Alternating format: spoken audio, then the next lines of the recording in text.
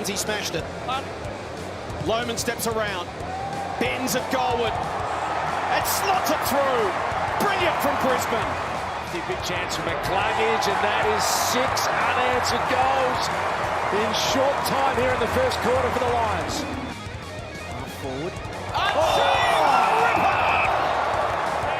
That's a beautiful ball to Charlie Gabba. I reckon he might go. He's got some wheels. Braun did well to get a glove on him, but Charlie was always going to get that one home. Bruce gets his first goal in AFL football. That's special. Archie over the top. Lohman front and centre. The Brisbane Lions are going to get it to me. And Logan Morris stole it from Charlie. Charlie saying, what are you doing there? The Brisbane Lions fancast is back after a very, very heavy win against the Richmond Tigers at the Gabba on Saturday. 119 points. Everyone contributed. It's going to be, in a weird way, a very hard game to really have a chat about because Richmond are in dire straits at the moment. And whilst it was good to walk away with a big win in the 4 points and a healthy percentage boost, on one hand, I feel a little bit sorry for what Richmond's going through. On the other hand, they've got 3 flags to go home and comfort themselves with. So, you know what? All's fair in love and war. Patrick, you watched the game from your comfort of your living room. I was at the freezing cold Gabba. How did it look from your end? Freezing cold, you reckon? Well, freezing cold for Queensland conditions. Was it bit 18 degrees or something? Bit of wind around. It was just heavy wind. Yeah, fair enough. That wind does get a bit bitey, as Yes. it were. No, it was obviously cold in the living room, but, it was all right. Yeah, it was... I don't know, these games where you absolutely wrought them are just a bit like, oh, yeah, that's happening. And you're kind of sitting there like... I just sort of didn't want them to score because I was like, every goal that they score is annoying. Yeah. And, that sort of thing. But... yeah, what really more can you ask for? I think it was I'll put it this way. I really, really wish this game had come before the Adelaide game. Sure. Because this just would have leveled... And I know that sounds stupid, but, this kind of eliminates all of the issues that kind of were there for the Adelaide game in terms of, lack of cohesion and the backup stuff. And, yeah, there were times there where, Richmond were kind of putting a bit more pressure on than you kind of would have liked, and their goal kicking was awful. But I just think this game was a really good settler for a lot of the fringe players coming in. So I wish it had been last week and we had played Adelaide this weekend because I think we would have won. But here we are, and we're only really sitting a win and a half outside the 8 now. Yeah. And there are a lot of good teams that are only a win and a half ahead of us now. So that's true. We've got the chance over the next couple of weeks to even the ledger before we head into the bye and, build a sort of foundation for the rest of the season.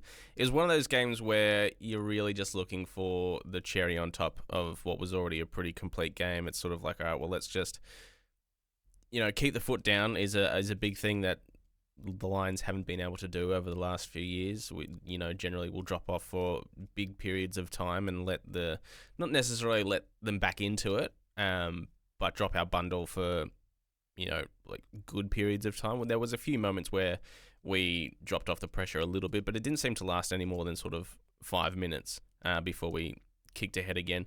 The other really pleasing thing is our accuracy in front of goals, which has been obviously pretty woeful this year, was outstanding on the weekend, which was really, really good to see.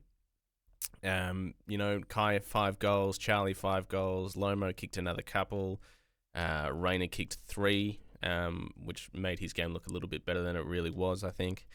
The only real disappointment, and aside from him getting suspended, is I thought Eric Hipwood probably could have used this game to join in on the party a little bit more than he did as well. His defensive tackle, which has earned him a week, was really fantastic. The defensive effort there, and his goal from outside 50. He had another shot very soon after as well that he sprayed. So he was probably the only forward that really missed out on dining out on an undermanned Richmond. Some people might say his suspension is the cherry on top. Yes, and look, I've had a few discussions over the week on Twitter with a few people because I posted that clip of us talking about Eric Hipwood and, people have come for him. They want him dropped. Then I said, well, there you go. He's dropped himself now. And we're going to get a look at probably Darcy Fort. I'm probably be more inclined to choose Brandon Ryan just to see what he's got. But we will get to that a little bit later on when we do our Brandon team Ryan changes. at least will be playing against his old club. That's true. We'll get to those changes a little bit later on, but let's get back to the game. What the only change that we sort of foresaw was Pryor out, Noah Answorth in. That was the only change, and that was good. Noah had a good game. Jackson Pryor was obviously the travelling emergency because he didn't play VFL, so he was on hand should he needed to be. Yeah, well, during the week, I think Dev Rob kind of appeared to be closer than we probably thought, and that didn't eventuate. I thought he might come in for Reville, but I'm glad that he didn't, just for the sake of getting more minutes into the Big Bruce. So, yeah, just Pryor that came out, which is what we thought. Answorth came in, and I mean, really not a lot to say about the team. It was kind of what we thought it was going to be, and they all kind of ran around. But when do you reckon it would be the last time we kicked at least 5 goals in a quarter? Every quarter. Every quarter. Like I don't know. Not to put you on the spot, but it would be a while. I mean, that's the first game we've hit 100 points in a long time as well. Probably since the Port Adelaide final. Maybe I don't know if we hit it against Carlton in the prelim last year, but it's certainly the first time this year we've hit 100 on the scoreboard, which was nice. But yeah, 5 goals in a quarter. Couldn't tell you. Funny you mentioned Port Adelaide. Did you notice the score? Yes, the exact same as that infamous 2007 grand final, which is a nice little nod to history, I suppose. Yes, I saw a great picture of David Koch having Vietnam flashbacks, so it was great, beautiful, loved it. It also introduced me to the idea of scorigami, which I'd never heard of, but I'm all for now, so love that. Which, for the people that have no idea what that is, it's just the idea of scores that have never happened in football. And it was like, no, it's not a scorigami. This happened in the 2007 grand final once.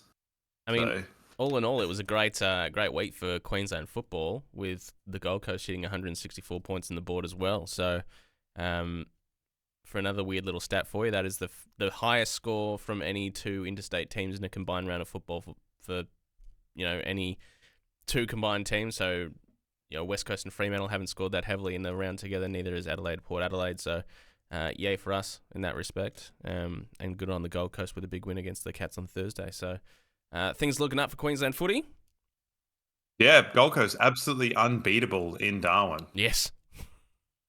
Like, what the hell? Yeah, and I'm glad because up until Thursday, I was saying that the best game the Gold Coast have ever produced was against us at Metricon last year, but now we can safely say that game on Thursday night was the best they've ever played, so we can wipe that one. But let's get back to the Lions and the Tigers. They, it must be said they are absolutely struggling, not only coming down from a tremendous era of winning flags, the natural trajectory of having to blood kids and stars retiring and all that sort of stuff, but their injury list is cooked, and they got another 2 from the game just gone, and then Sam Naismith in the VFL's done another ACL as well. So it just keeps getting worse for those guys. Yeah, before the game, they went through the injury list. There's a lot of people that no one's ever heard of. I'll give them that. Yeah. And they kind of went through it on Fox and said that they were missing 9 walk-up starters. Although that was Dermot Brereton's analysis, which could be, incorrect or correct. So make of that what you will. But probably worth noting that we actually are also missing 8 walk-up starters. So, I'm all for the idea of they're missing a lot of players and they're missing a lot of VFL players, but a lot of them, you're like, who the hell is that guy? Yeah. Whereas we're missing actual players. So, and I know they're missing Taranto and Hopper and Tom Lynch and stuff like that. They're missing quite a lot of their top end as well. But so I think it's kind of the sort of thing that if everyone was all kind of there, would it all kind of have evened out anyway? Possibly. So, injuries happen, and we've got it as bad at probably a worse time because it doesn't really matter if you're not expecting to do shit. That's true. But I'd rather have the silver lining, and as Fags touched on it on an interview on SEN this morning, is that it's sort of forced his hand to select these kids, and it means we're getting game time into Bruce, into Harry Sharp's getting a couple of regular games now as well. Kai Lohmann has got a real extended runner, and that spot is definitely his now. Logan Morris and his workload is going to have to increase next week as he's going to get a better defender. Shadow Brain gets games as well. It's the silver lining is that we can use this period of time to develop these kids, get game time, and one of the more pleasing things on Saturday night is Bruce Revel getting CBAs in the fourth quarter as well. That is a good point. I didn't actually realize that. So that's just ridiculous.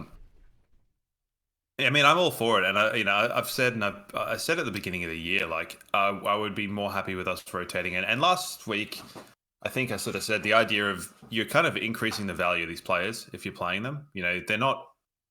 I mean, to us, because there are a lot of people that were thinking Kai Lohmann was the greatest thing since sliced bread, given that he hadn't played a game. And it's like now that he's played a few games, he's pretty good, and a lot of other people will think he's pretty good too. And I think there's definitely not all of these players are necessarily going to factor into the club's future, but they might. And if they don't, at least now, as I said last week, they're going to be turning third-round picks into seconds, or seconds into not early first, but late first, or things like that. And I know that might be a bit vapid, but it's good. It's largely good. So the game on the whole, there's just a lot of people scored a lot of goals. Yeah, 12 individual goal scorers. Plenty of multiple goal kickers. Joe hit 3, I think, in the end as well. He certainly dished off a couple, which I'm sure David King will like. Oh, that was such, yeah. I mean, I ended up listening to that afterwards, and it was sort of, the sort of thing where if he had tried to hand it off a la Nakai Kokosu and it didn't work, it would be like, you're the man, you were brought in to be the man. And now it's like, no, not the case. I did see a little thing having breakfast yesterday, a little snippet from the footy show where not Campbell Brown, Nathan Brown, he showed a clip of David King being like, oh yeah, like Fox Footy, Footy Classified last week was just a bit reheating old soup, and they had a supercut of him saying like the same thing that he does on First Track on Monday means First test, Track and means test, and I was just like the same words. Yes. And I'm like, come on, man. I reckon David King says some good things, but I think that he would be the people in the media, I don't think really very much like him, because he's got this whole the best analyst in the game, and I just don't think he is. No, I don't think so. And I don't think a lot of people think he is. Unfortunately, the analysts are can be a bit hot and cold. I actually think Matthew Lloyd is pretty good, but then he goes and says something absolutely insanely dumb, like Harris Andrews isn't having a good season, and he's the number 1 ranked defender, and it's like, that one went under the radar for everyone. It's like, stick to your good stuff and leave the other stuff out. But anyway, they scored a lot of goals. David King can sod off.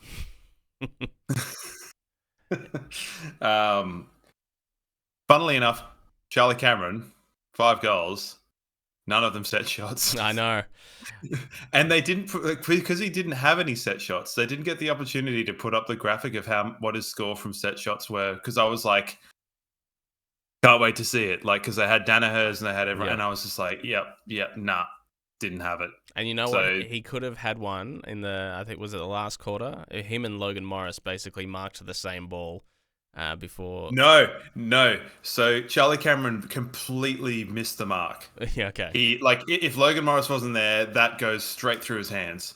And I hope that the coaches have a word to Logan Morris and say, yes, go for that ball, because. Charlie Cameron seemed to have some pretty odd body language there of being like, oh, get out of my way kind of thing. And it's like, nah, you would have dropped that mark. And I'm glad Logan Morris was there to take the slips catch and wheel. So, Charlie Cameron, don't be a knob. It was good for him, though, to get on the scoreboard as well. I mean, he did the press conference in the lead up to the game. He's had he's been talking about his slow start to the year, and what he thinks he needs to do to fix it, and how he's been in his head a little bit too much, and his confidence, all that sort of stuff. So good for him to reap the benefits scoreboard-wise on the weekend. So really great for him. Like I said, it was just a bit of a shame that Eric didn't feast on the scoreboard. He definitely did some great things. His work up the ground, his defensive intent was all there. Just missed out on the chance, like everyone else, to put through a few goals, which is a bit of a shame because I think that would have done him the world of good in terms of confidence. Yeah, I think in a game like that, sometimes just the ball's going to different people. Like he didn't seem to be being targeted quite a lot inside forward 50. I thought his field kicking was really good, Eric's, up the wing. He was able to kind of like ping it out the back and drop it almost on a dime. So, I mean, that was one of the things that stuck out for me watching the game at the time because, like he didn't really impact in terms of disposal. But let's have a little look here. But yeah, sometimes it's a microcosm of like not everyone's going to be able to score 1 million goals in a game. So, make of it what you will. He actually was, funnily enough, he was our 7th highest meters gained player, despite being our quite low on the old disposal front. So he took a lot of meters from his disposal. Yeah, good on him. We're obviously going to be without him for the Hawthorn game, which is going to be a bit of a pisser, structure-wise, if nothing else. So we're going to have to figure that one out. In terms of the back half, I thought Conor McKenna played a better game, still without being great and not living up to what we know he can produce, but it was definitely an improvement on last week. Less sort of rush dump kicks. And what, like you've been saying over the last 12 months, is we didn't need Harris to have a huge impact on the game or Jack Payne. They did their bits when they needed to, but they weren't stand out like they were last week. So really good for those guys to have good games without having to have the whole game rely on their output because the ball, rarely went down there. I'm assuming you didn't rewatch the whole game, right? Because that would be kind of... I mean, did you? No. Yeah. The commentary were really, really high on Marlon Pickett and his game on Harris Andrews. Really? How many frees? Loved it. How many frees did Marlon Pickett give away? Lots. And he was not good. Marlon but Pickett's they were like, germ. "Oh, he's done such a good job on Harris," and it's like, "Oh man, like all he was doing was pushing him under the ball and trying to high shot people." Yeah. Same with Toby Nankervis. Like Nankervis tried to line up Logan Morris, and then in the next passage of play, killed his friend, and it's like, just chill out, Toby. Like you're not even a good player, and you never even really were in the premiership years. How are you captain? It's ridiculous. Sort it out, Toby. Yeah, could definitely be the worst captain running around in the AFL at the moment. Time to make that switch. Yeah, I mean, what else? Dusty off with the wind. Yeah, Dusty's done. Unfortunately, I want to see him get to the 300, and he's only 3 or 4 games away from that. But yeah, if he plays on next year, I'll be bloody surprised. I mean, there might be a club like the Gold Coast that throw a little bit of money at him to go there for a year or whatever. But I mean, he's well and truly cooked. Like Jaden Short, they had so many premiership players. They had 11 premiership players still playing that night. But is Jaden Short the case of just being a good player in a good team? Because he won a B&F in their premiership, one of their premiership years. He was garbage.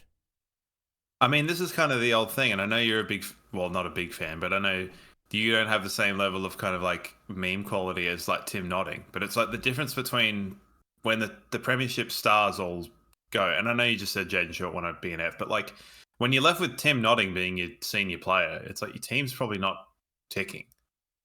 So it's when he's your role player, and now so that's probably where they're at. I found it funny that they had guys like Shea Bolton and other Rioli, running around doing some pretty cool stuff, and then just their disposal would just get immediately turned over, and it's you can't do everything, you muppets. Yeah, it's I've never seen a player that has gone from 0 to 100 and then back down to low 20s and Shea Bolton. He had one extraordinary year a couple of years ago, and then he's just dropped off so much since then. It's crazy to to watch the weird development of him.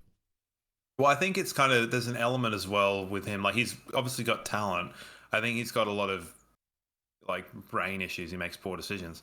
But I'd almost like, there's probably an element, and I know this might be a bit unpopular, but like there's an element with like Nick Dacos, say, where I think that he would struggle in a team that isn't winning or isn't like playing in a way that would facilitate his game style. And I know you can say chicken and the egg, like, oh, he's playing a lot better and they're winning, Collingwood. But I think it's like Collingwood are playing a lot better and it's facilitating him to be able to do the shit that he does really well. And I think if Nick Dacos wasn't playing in like a high pressure, like, you know, dump disposal from the opposition with a lot of people facilitating his game, I don't think he'd be quite as good. And that'll be one to watch in his career. But I think that's probably where Shea Bolton's at the moment, where there's only so much that you can do with like elite speed and elite talent in a team that kind of isn't really working, and you're not like the main cog in that system. So maybe that, but people still think he's the most naturally talented guy in footy, and maybe he is. I think his mentality and his kind of ethic is not for me, but you know, yeah, it's hard. We probably don't need to absolutely nails into the Richmond coffin, but it is kind of fun, isn't it? I mean, yes, it is, and it's a bit of a strange one because us and Richmond have had some pretty like heavy hitting games over the last however many years with a lot on the line, and you know, at the end of the day, they won the ones that mattered. We got them in a couple of finals, you know, the qualifying final in 2020, the elimination in 2022. And those were like good battles. Like we had a pretty good rivalry happening with Richmond during those years when they were winning flags. They obviously went on and won it all in you know, 3 out of 4 of those years. And I remember watching that Amazon documentary, was it Making Their Mark, the AFL one? And, you know, Dimmer really used to rate our team during that time as well. He said, you know, I think these guys are the best team in it aside from us. And, you know, he really built up that rivalry as well. And then it moved from Brisbane and Richmond to now this Brisbane-Melbourne rivalry that we've built up over the last couple of years. And, you know, if fingers crossed, if we remain competitive for a few more years, if that will stay with Melbourne for a bit more, if it'll, you know, evolve into something with, say, Sydney or GWS or Carlton. It'll be interesting to see how that happens. But yeah, it's still a good feeling to beat Richmond, especially hand them a big whack. But yeah, at the same time, there's a little bit of a not hollow feeling, but I guess it's just sort of like, well, this isn't the Richmond that, you know, we know over the last 5-6 years. This is a different Richmond. This is the 2007-2008 Brisbane Lions.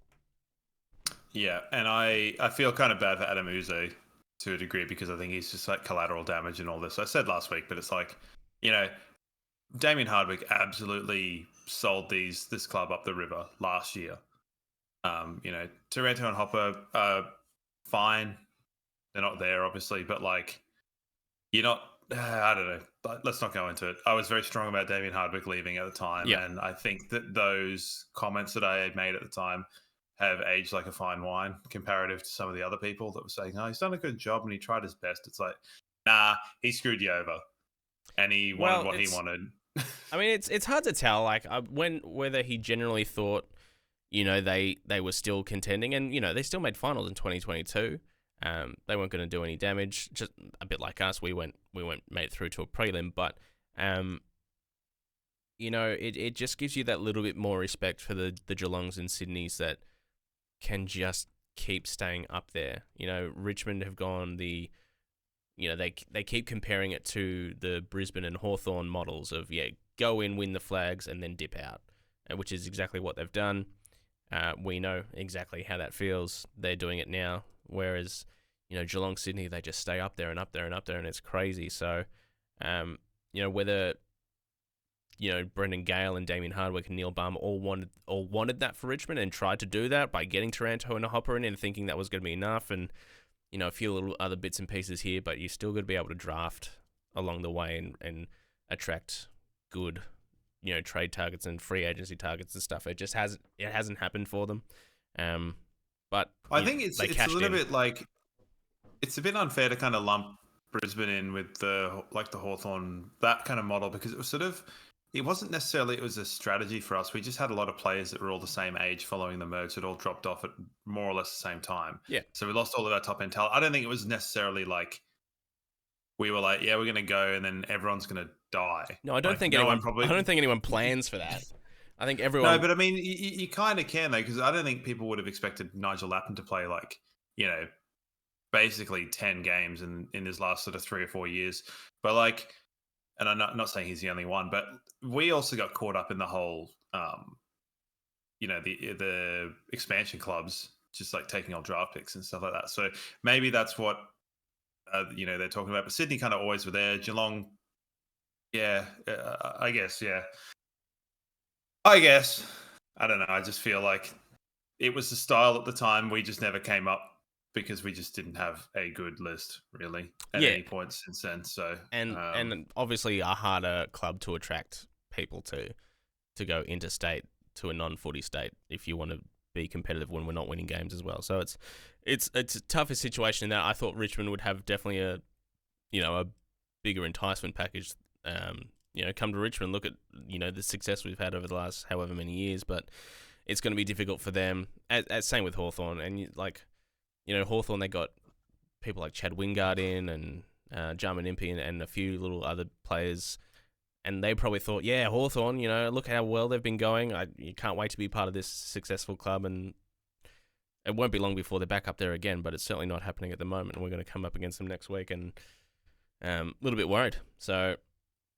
yeah, that's we'll get to that in a little bit. But we've barely spoken about the game, but I just sort of don't really know what there is to speak about because it sort of felt like a lot of people are comparing it to a training drill, and it seemed like a bit of a formality in the end. I was pretty confident heading in. I went down and sat next to Andy and Deb, and Andy's like, "Oh, how much are we going to win by today?" And I said, "I'd say 40 minimum." And I certainly didn't expect it to be 119. So really good because, like I said, we kept the foot down. We, blitzed him every quarter, showed very little signs of slowing down. The only sort of worry was that McCluggage went off with a precautionary calf tightness, so we'll have to keep an eye out through the week. It was interesting in the press conference that Fags said, I was Josh Dunkley's 150th, and we all wanted to play like Josh Dunkley this week.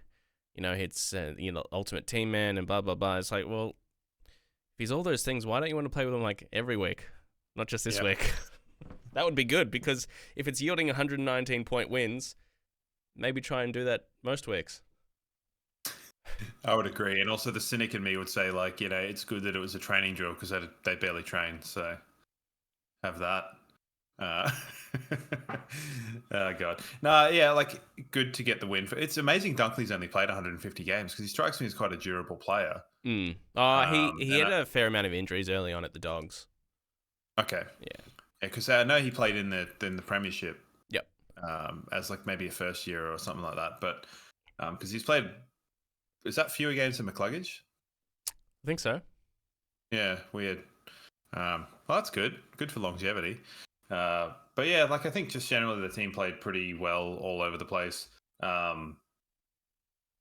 It's hard to really... I thought Logan Morris was having a quiet game up until half-time, and then he sort of just, came to and was really good. So,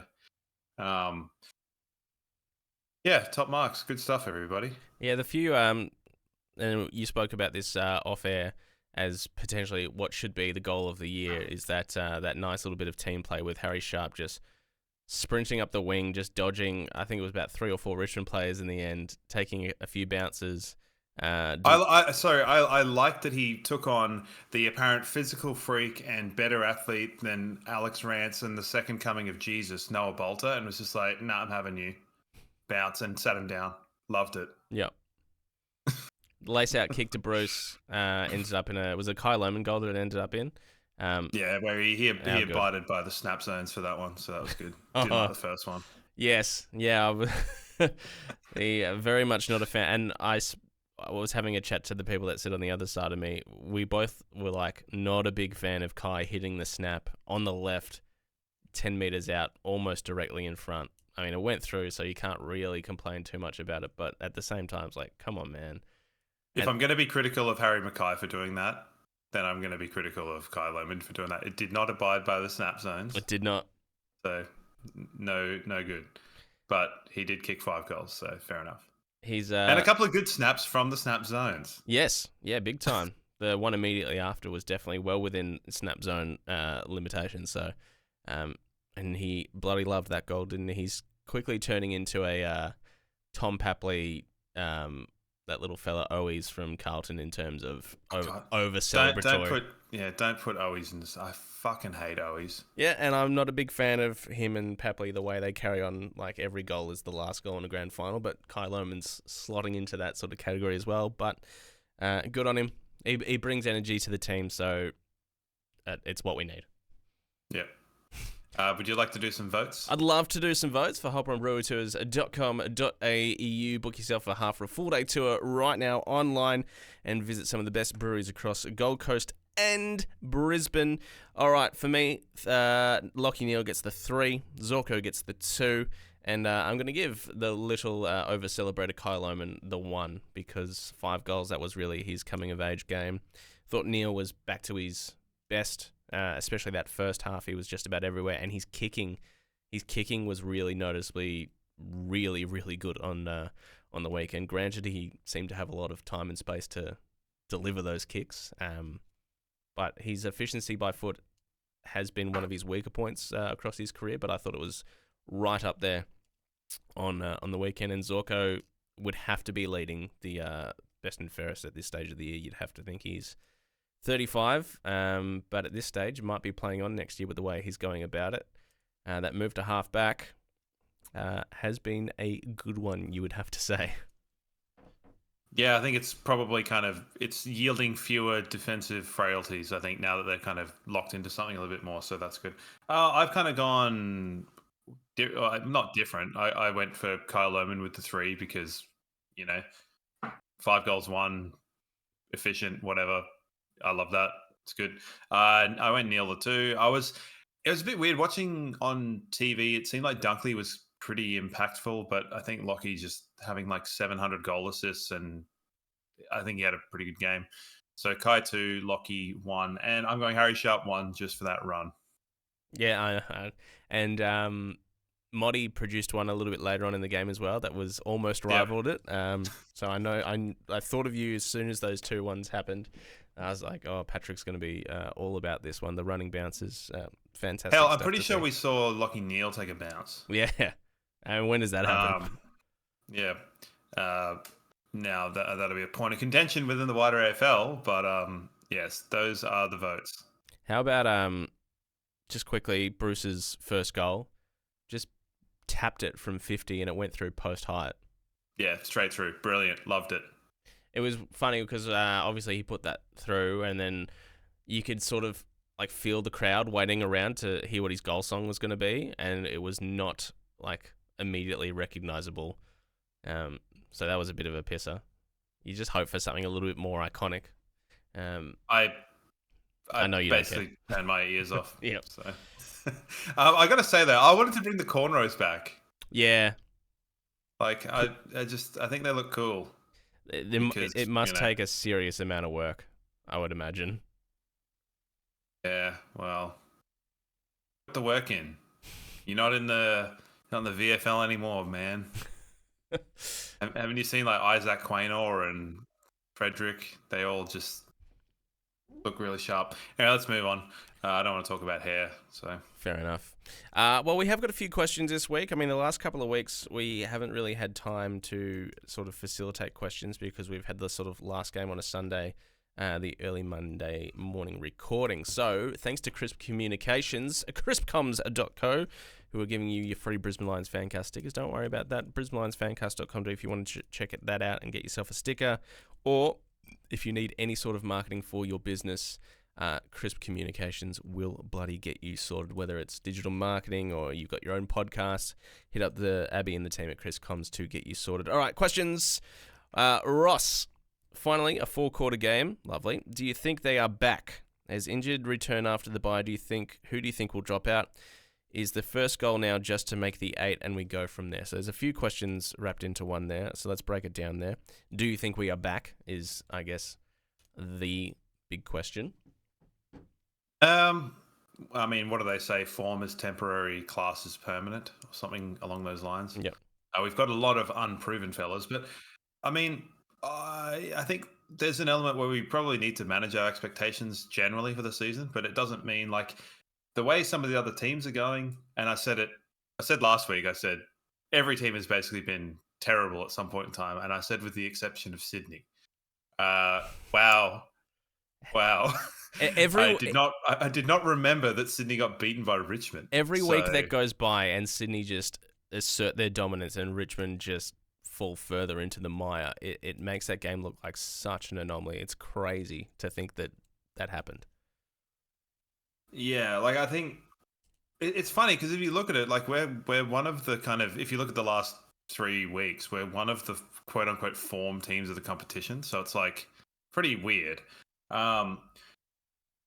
Yeah, manage our expectations, but I think that like there are games we probably should win most of our games in the back half of the season. That's kind of the way that we should be looking at it. And I think that would be the way that we would be looking at it if we had this team from the beginning. Like we might not win all the games, but I sort of went through them and was like, I'm not going to tell you what I thought, but you know, if you can get away with what's the second half of the season, like 13 games? Yeah, give or take. Yeah. And we've won 4 now. So like if you can win 10 games, 10, 11 games, drop 2, like, you know, you won't beat Collingwood at the MCG. But you should be trying to win all the other games, surely. I mean, you should be trying to win all of them. Whether you do or not is a different question. Yeah, I mean, I get let's it. not get technical about it.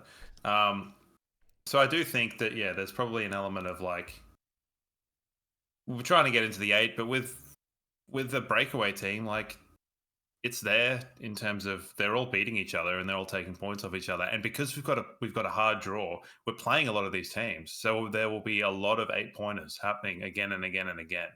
So, yeah, I think making the 8 is probably more attainable than it was even a week ago. Yeah, I mean, I hope you're right. The other part of his question that was thrown in there as well, and it sort of feeds into what Neil has said on Twitter as well. How tough are our selection headaches going to be in the next few weeks' time? I hope we stick with the new kids as much as possible. Sort of fits into what Ross was saying there is, you know, we got players coming back, Bailey, Ashcroft, probably the big 2 that will be coming back over the next few weeks. Ashcroft's finally got a timeline. So he's looking about round 16-ish. But Bailey is probably the immediate one that's going to come back in very, very shortly. And Dev is thereabouts. Do we stick with these kids? Or, I mean, I know Bailey will come back in at the expense of someone. But yeah, we've finally got a few selection headaches. And our depth is being tested. Over the next few weeks, call it up until round 16. Say, you know, Ashcroft's coming back in a couple of weeks' time with Bailey, and throw up some other names if you will. Who do you think makes way? Do you stick with the Bruce or a Shadow Brain, or are they, you know, last ones in, first ones out? Well, I'd say like you're not going to bring like Bailey in to put him on as the. Like, I'd say probably for this week, Bailey they could even bring him in for Rick and just go smaller. You know, ahead of the ball, or even Bailey might come in for McCluggage if they're going to, you know, be cautionary with him. So there's always going to be, it's very infrequent that you actually have like a completely static list from game to game. So like we want to get games into Ashcroft. You know, Dev Rob is kind of like the peg that you just put in any different kind of goal, a bit like Kalachi. And I know Kalachi wants to like continue playing up in the forward line, and he's enjoying that, and he's playing well doing that. What a mark, by the way. Yeah. Jeez. Tell you what, if what's his face didn't take that ridiculous one, that would be almost a bolt-on for Mark of the Year. But yeah, like I think it's the selection headaches are good, but it's just kind of like why worry about them until they're there. Like, yep. And I think coming up, if they want to be, you know, conservative with Huey, then bring Bailey in. You can always reshuffle stuff, but I think, just try and go on merit as much as possible. Yeah, it's a tough one. I still don't think that Zorko can play every game. Like, I don't think that he can. I think he'll need a rest at some point. Like, he probably won't want one, but he's kind of strikes me as the sort of guy that needs to be saving himself occasionally. Yeah, a little bit. On form, you can't drop him. No, not at the moment. But like, if he goes out and he's a bit tight and his leg breaks off, then. Well, that's it. I mean, I wouldn't be surprised if they were a little bit cautious with Huey just because of the injury list that we've already got at the moment. So if he is in any way a little bit proppy throughout the week and still feeling a bit of tightness in that calf, I would be very much inclined to say nah. Especially on a hard, quick deck at Marvel, you don't want that. So give him the week off if he needs it. If he's back to normal, because it said it was precautionary. If he's back to normal today on the training track, then reassess it. But Bailey for Klug. I doubt they will go smaller forward line when it's just Danaher and Logan Morris, who's a third, fourth gamer as our tall option. I reckon they'll bring in Darcy Ford or Brandon Ryan, but we'll see. I think Brandon Ryan would be a better choice for that, just in terms of the idea of like trying new things out. Like we know what Fort gets you, and I think Fort's, he's the kind of player that I think is going to operate better on a run of games, and that's just not going to happen because I just don't think that he's got the ceiling that Oscar has. So. Like I think generally try and look to the future because you're better off having better players and having players miss out that have,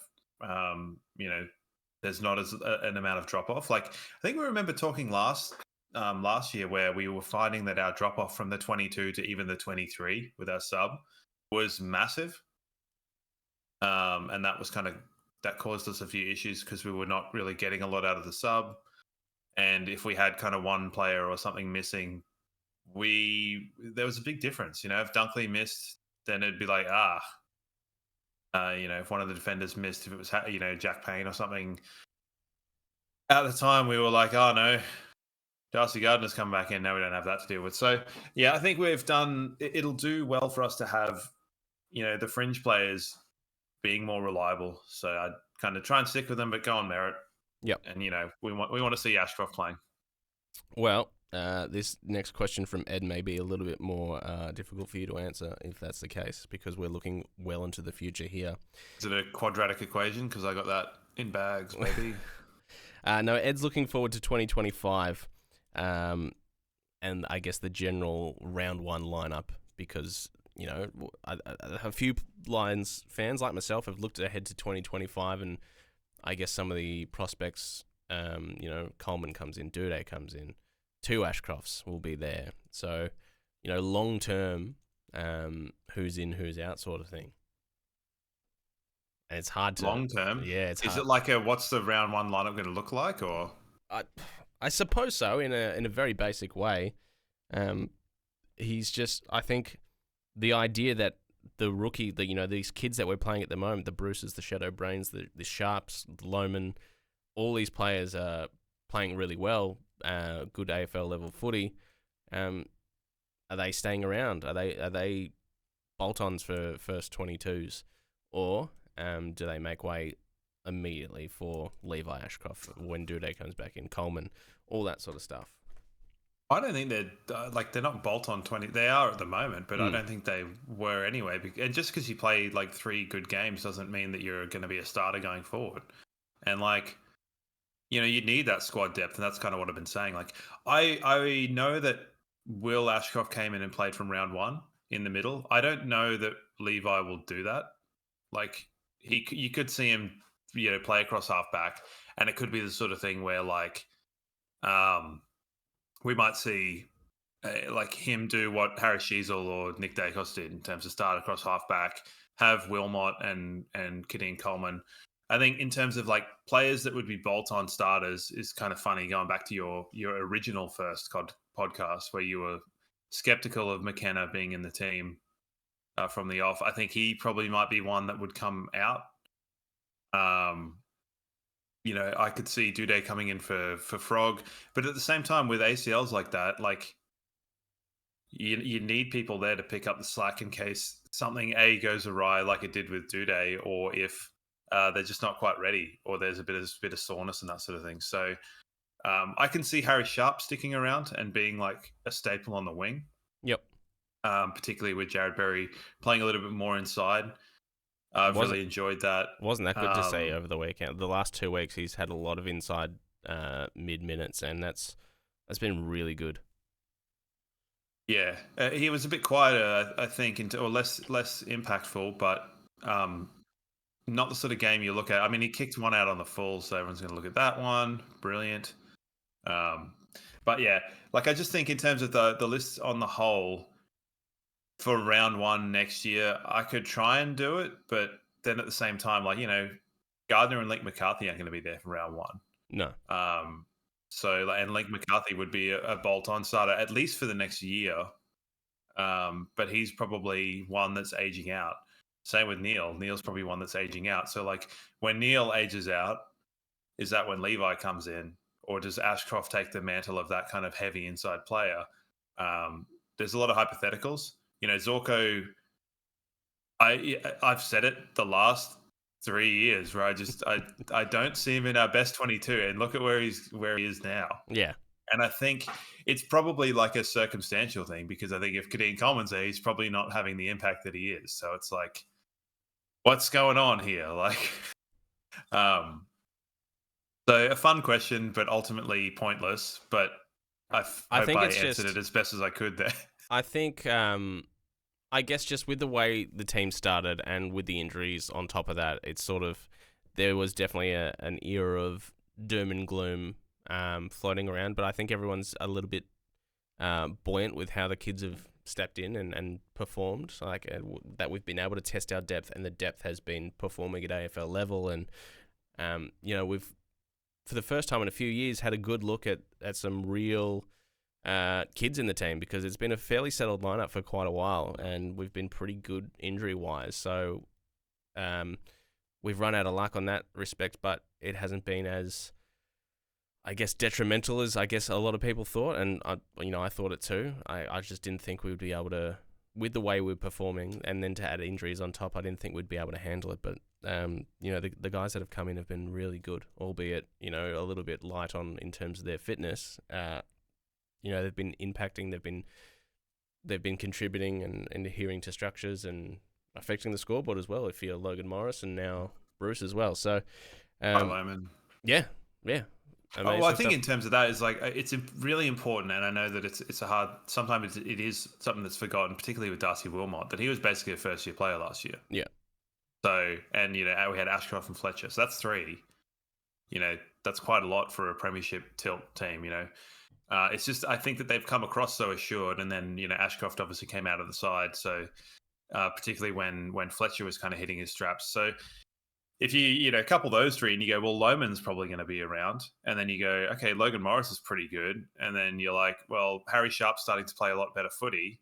You're looking at it being like 6 kind of players that have been drafted since we've been a premiership contender. And I think that's probably the metric to look at it. Look at it in terms of drafting these players when we've been up the top. So to have at least 6 kind of reshuffle, in the space of a few years is quite a lot. I think a lot of teams as well that challenge for a long time, they don't have that level of emergence. Yep. I could be wrong, but I reckon if you look at Richmond's 2017 team and then have a look at their 2021. There might be a few. You look at old mate from St Kilda with the brain thing. Jack Higgins. Yep. Yeah, like, a few of them, Shea Bolton and stuff that might have come out, but like on the whole, pretty stable. And I think that's probably what would happen. So, looking good. All right, last question from Nadia that's come through on Instagram. It's pretty simple, and I suppose we've already sort of touched on it. Where do you think Brisbane will finish this year? We've spoken about it on and off over the last couple of weeks, and I'm still more inclined at this stage. I'm not going to let this week's result against, an undermanned Richmond sway my thought process too much. Because, it wasn't too long ago after we beat Melbourne at the MCG, we all thought, we're back here, only to come crashing back down to earth against GWS. So I still think bottom half of the 8 or that sort of 9th to 12th probably is where we're looking at. I would say anywhere between 6th and 12th, depending on results of other teams. I mean, West Coast just beat Melbourne, so who the bloody hell knows what's going on? I'm going to say 4th to 6th. Sure. Because why not? Why not have a bit of, positivity? And I was just preaching expectation management, and here I am being like, yeah, it's on, baby. Look, it's not. It's certainly not out of the realms of possibility. We'd need a lot of things to go right, and we'd need to win a few games that we would go in as underdogs in, like another Melbourne at the MCG. But, like I said, we've got some winnable games. But the Bulldogs, they've got fairly decent form over the last few weeks as well. Hawthorn have obviously been a troublesome side for us over the last few years. St Kilda, who the hell knows what's going on with those guys. And then we're back to playing, Port Adelaide at Adelaide Oval, and that's obviously not going to be a walk-up win. We get Adelaide again at the Gabba. There's going to be some tough games. We haven't played Essendon yet, and the way they're playing at the moment is really good footy. We won't play them till the last round of the year, which is very, very strange. For me, I'm a little bit more glass half empty with the 6th to 12th range, but I'd very happily take a 4th to 6th. Yeah, I suppose, given our really difficult kind of run of games earlier on in the season, it's like, if you compare it to, say, Carlton, where they had a difficult run of games, it's like, and same with GWS, they've had a arguably difficult run of games. It's kind of like, teams are struggling when they're having to back up and back up and back up. And we've already kind of done that. And I know we still have to play every week, but that first handful was bloody brutal, man. Yeah. And another week goes by where GWS shit the bed, and it just annoys me that they played their best footy against us and absolutely towed us up, which is really annoying. Hey, quick look at the twos. I managed to catch 90% of this game, and they were really, really good. They were fairly inaccurate in front of goal. 8 goals, 16 is what they finished up on. But considering that, the AFL level list has been stretched, the VFL list has been extra stretched. The ball movement was really, really good up until they had to finish in front of goal. The defensive pressure and intent was amazing against Casey. So to walk away with a big win, well, not a big win. I mean, big in terms of... It should have been a big win. Yes, 8 goals, 16 to 8 goals, 9 it was in the end. And the last quarter was just peppering away with behinds. It was really like death by 1,000 cuts. So, really, really impressive stuff. I mean, it is the usual suspects that have done the job. Jared Lyons, another 34 touches. Jimmy Tunstall had a good game, and someone we've been speaking about the last couple of weeks, Daniel Lloyd, actually suited up for the VFL team and had a fantastic game, especially if, his first quarter, he ended up with 3 goals. We were speaking about him as a potential mid-season draft pick. The Lions were pushing for that, but the AFL stepped in and said, "Yeah, nah, you can't be doing that." So. What was the reason? It was he hadn't played the right number of VFL games or something like that? Yeah, you have to play a certain number of, I guess, upper echelon level games of state league or highest level. And you can put in a request for an exemption, and the exemption was, well, he's an AFL player that is still playing state level footy, and he's been working with us, so he's been coaching. So, but the AFL said, no bueno, so that's been sort of shoved on its head. Dev had a really, really good game, 25 touches and a goal. He ended up with 7 tackles as well, so I would imagine he'd be pushing for selection in the next couple of weeks. Easily Kalen Lane's best game for the VFL as well. But yeah, it was the usuals, and there's some boys in there that are just VFL listed players that are going about it nicely. Reece Torrent is putting together a pretty good season in the twos as well. So We'll see. But good to see them get a win because it's been a while since the VFL team have put together a pretty strong performance. So, yeah, especially with the list, the way it was. No Jackson Pryor in there as well. No Darcy Fort. So No really, brain. yeah, really stretched for numbers and quality players in that team, and they walked away with the win. So bloody good. Excellent stuff. All right.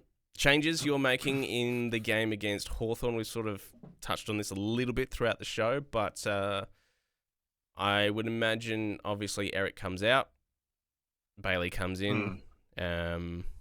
Whether there's shuffling involved, yeah. All right, you go first, and then I'll see if I can fine tune my way of thinking here and what's happening. Yeah, bit of a hard one, eh? Bit of a hard one. I reckon if Hugh comes out, then easy Bailey. Bailey goes in. I'm gonna throw Brandon Ryan in for Hipwood. Yep. But if McCluggage doesn't come out, I'm like, well, who comes out? Like probably Brain drops down, but like then who goes to sub? Maybe Bruce goes on to sub. Yeah, I would say it's going to be something along those lines. I would with the potential actually of like maybe Bailey just has like one little dust clear out in the twos and Dev Rob comes in if McCluggage can't get up. So I don't know. I don't think Bailey will be playing VFL. I think Fags will get him straight back into the team. But, yeah, I think there'll be a little bit of shuffling, whether it's Bruce, Sharp, Brain, or like one of those will get dropped or move to sub. And then, yeah, I'd have Brandon Ryan come in for Eric as well. I think we've seen what Fort can do. We know what he's capable of. It's just whether Fags will be happy to roll with a forward line that inexperienced in terms of tools with Logan Morris and Brandon Ryan. He might be more inclined to choose Darcy Fort for a little bit of experience. But we'll see. But I would go for Brandon Ryan as well, seeing as we're blooding all the kids. Hand them out. I agree. We need to get like a third sponsor that's like for my insanity segment. Sure. So anyone there that's got like some kind of like, if they're like a ghost medium or like a fortune teller or whatever, sponsor the show, and you'll at least get like a bi-weekly segment of like insane ramblings. What stuff have I noticed that ticks me off or whatever, or snap zones or the crypto thing or whatever. So this week, if anyone watched any of the shows earlier on the week, there's heavy focus on the concussion stuff with Jeremy Cameron. Your thoughts on that one, Brooksy?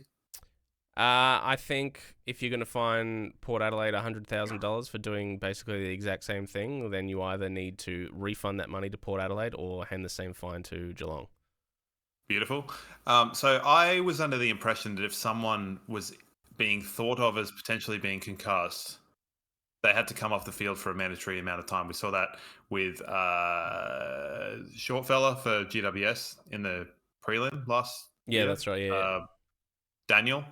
There was also the element of when Jacob Wiedering got hit in the mush, went down and then got pulled back up, and it was like nothing happened there. I said it at the time, and it ended up getting echoed, create a blood rule for concussion. Yep. I don't know, whatever. Have it sponsored by ambulance cover rather than the Red Cross. Get him off the field. But with that, so I'm putting particularly on the couch, and I'm hard on the couch, but seriously, to start the game with Gary Lyon being like, we're really worried about head injuries and concussion and it's our livelihood. And then to end the show showing boxing, where you've got a guy punching a dude in the face with gloves that have been shown caused like more concussion than say like the UFC gloves, is like utterly, there's no like, what the fuck? And also like Fox Footy shows a lot of, the Fox Footy channel and by extension Fox Sports show a lot of boxing and a lot of UFC, and they plug it a lot. Yeah. And they show dudes getting knocked out a lot. And it's like, if you're serious about concussion and your like image around concussion, don't play those. But they're not going to because they get paid. Yes. So it's like, and don't get I like UFC a lot. I think it's great. I love watching a guy get knocked out. If it's like Sean O'Malley punching someone or whatever, but like it's within the context of that, and I'm not the one going like, oh, accidents happen. Like, yeah, I think the Jeremy Cameron one, he shouldn't have been playing and he should have been taken off the field, and you can't do those concussion tests and stuff like that. It's a different issue, but you can't champion this whole like the brain's the most important thing and then show a dude getting knocked out 40 minutes later on your show. Like, it does seem counterintuitive. I think if the Jeremy Cameron thing is one to go by, every player should be getting concussion tested on Monday morning then. Because if he passed the SCAT-6 and he passed the where are you, what's your name, then every player should be tested on Monday morning. Yeah, that's not a bad shout. So there's that. I don't really feel like going into the Isaac Rankin thing. Yeah. I was, letter of the law, he probably ran, I think they showed 24 meters, but it's like... That never gets called, and especially, like, have a sense of occasion. Like, come on.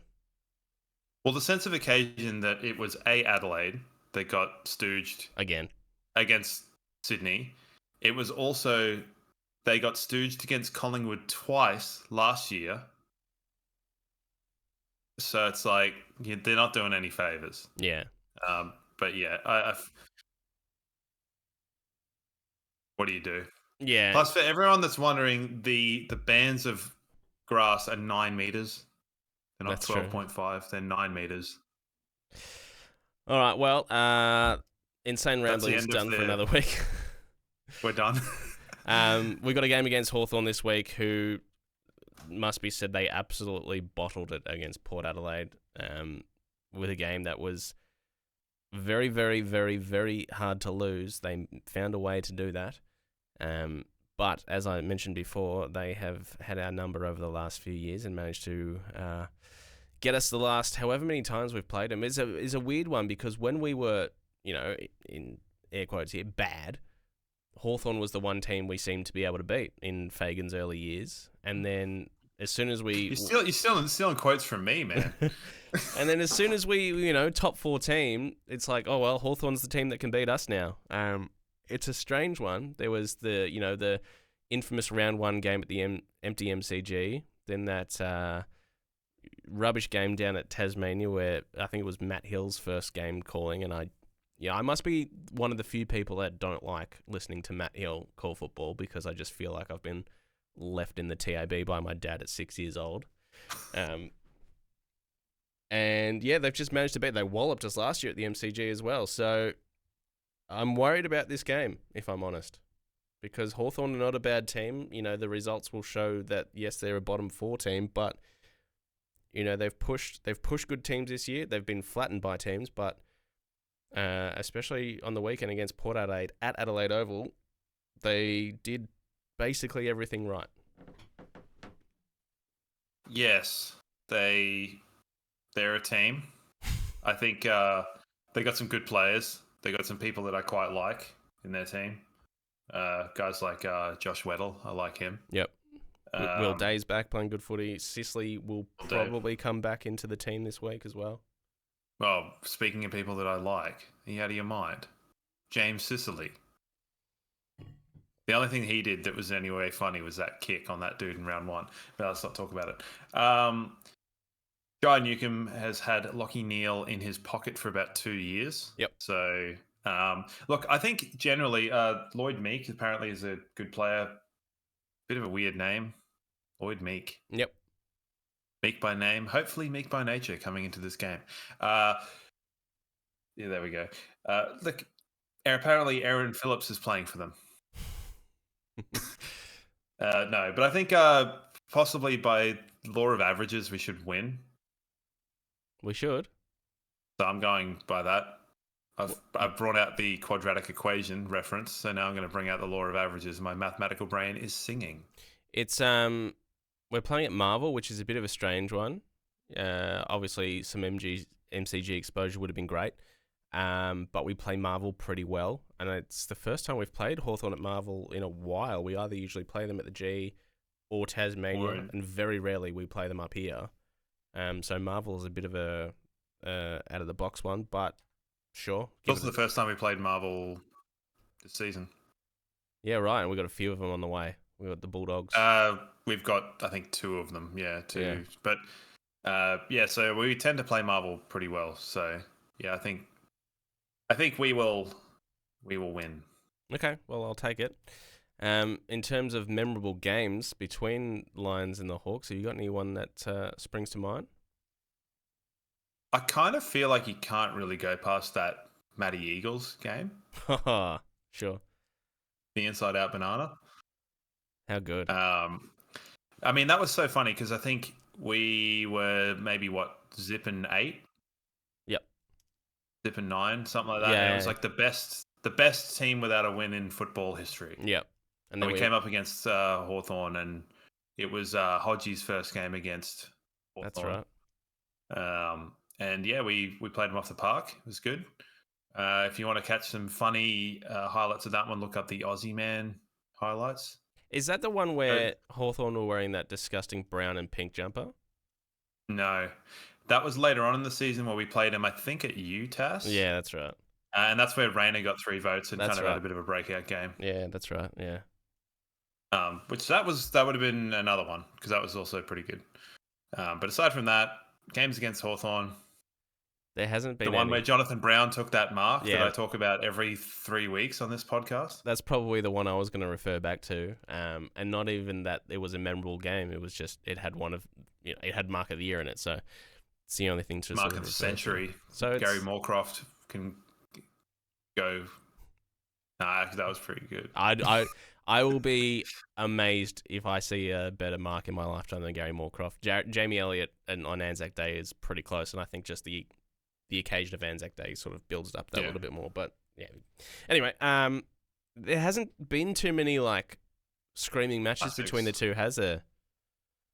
No, well, I think people would talk about that one down at UTAS, like the Jai Newcomb coming out of his. Yeah. I was going to say coming out of his closet. Jeez. Coming out party on Lachie Neale. That would have been one of the ones they would say they loved. Yeah. So, yeah, not really too many classic games. And let's hopefully not have a classic game, have one kind of like the Richmond one. Maybe Jack Gunston gets the call up as well to play against his old mob. Who cares? I just, every now and then I remember Jack Gunston played for us, and it's so weird. Yeah, I find it funny as well because I think Jack Gunston's career has tailed off into a point where, like, what he actually did back in the day is kind of almost a bit lost. Because, I think there are definitely similarities between Jack Gunston and Langford for Essendon. Yeah, okay. Just in terms of game sense, not exactly like contested mark beastos, but just goal sense and stuff. And like people are like, "Oh yeah, Langford's better than Gunston ever was." And it's like, maybe, but probably not. Who knows? Gunston's got a few flags that will win him that conversation 9 times out of 10 anyway. So I would agree. Yeah. Maybe he'll be there. Maybe not. Yeah, they might make a few changes. I don't know. I'm enjoying, like, aside from, obviously we're going to be playing them this week and I want to win, but I enjoy watching the Hawks play footy because it is always a bit of a mixed bag.